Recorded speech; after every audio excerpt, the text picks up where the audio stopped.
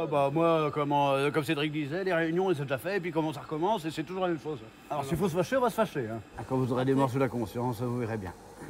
Parce qu'il y aura des pendus. Rencontre tendue entre les mytiliculteurs et deux représentants de la région Bretagne à Saint-Caux-le-Guildo. Les araignées de mer dévorent de plus en plus les moules et cette année, pour la première fois, elles se sont attaquées aux naissins, aux juvéniles. L'année 2025 sera donc une année blanche. Notre matière première qu'on reçoit, le naissin sur corde au mois de mai, est mangée à 80%. Jusqu'à présent, on était à peu près épargnés. On avait trouvé des solutions pour remonter les naissins un peu plus à terre, en dehors des concessions, pour limiter cet impact.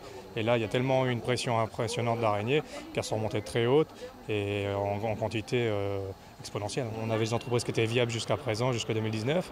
On a des encours, on a des emprunts. Demain, on arrête, la banque nous prend tout. Hein. Là, les questions qui se posent, c'est comment on va faire pour garder nos maisons, hein. Donner à manger à nos enfants. Hein. Là, on parle de ça. Là. Ces producteurs demandent des aides financières, principalement de l'État, à l'image des aides accordées aux agriculteurs.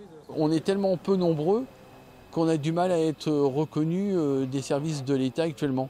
Car le monde agricole sont 100 fois plus nombreux que nous sur un même secteur. Entre la baie de l'Arguenon et la baie de la Fresnay, ça représente 15 entreprises. Avec la baie d'Illion, ça va représenter 25 entreprises. Des activités qu'il faut conserver pour le vice-président de la mer et du littoral à la région Bretagne.